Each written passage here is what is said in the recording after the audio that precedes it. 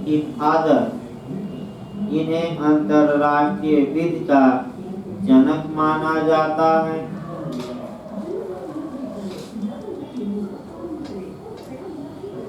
इन्होंने अंतरराष्ट्रीय विधि को राष्ट्रों की विधि कहा है। अंडरलाइन ये भी करिएगा। इन्होंने अंतरराष्ट्रीय विधि को राष्ट्रों की विधि कहा है। Law of Nations.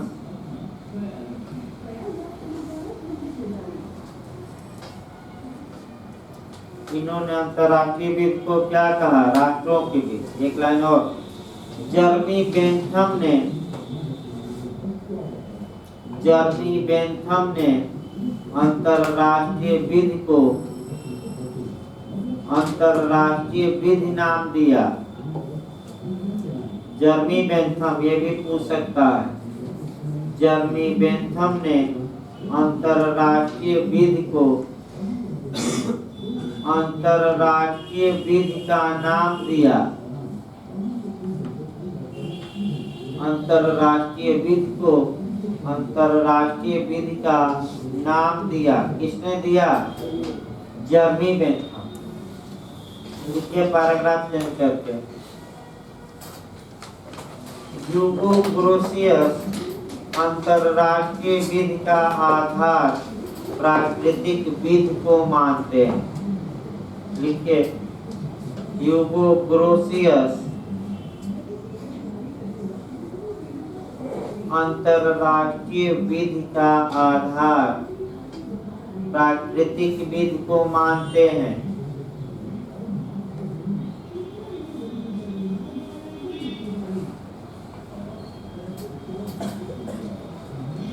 लास्ट इनका कोटेशन लिखिए जो पूछ सकता है। विधि उचित युक्ति माने रीजन, विधि उचित युक्ति का आदेश है। विधि उचित युक्ति का आदेश है।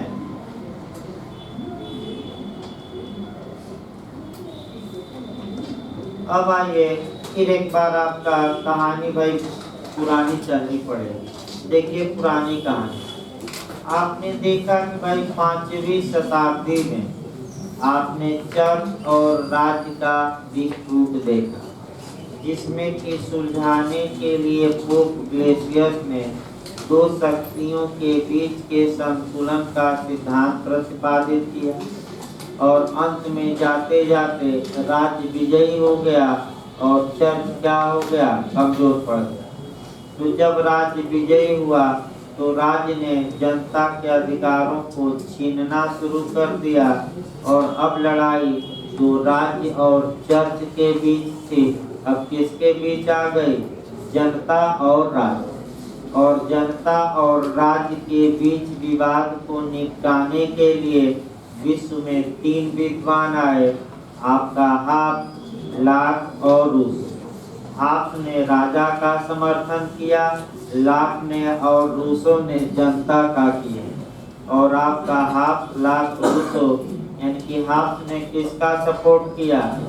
राजा का। ये कहा कि जब राज्य अस्तित्व में आया तो राजा और जनता के बीच विवाद माने समझौता हुआ और जनता ने अपने सभी राइट राज्य को सौंप दिए।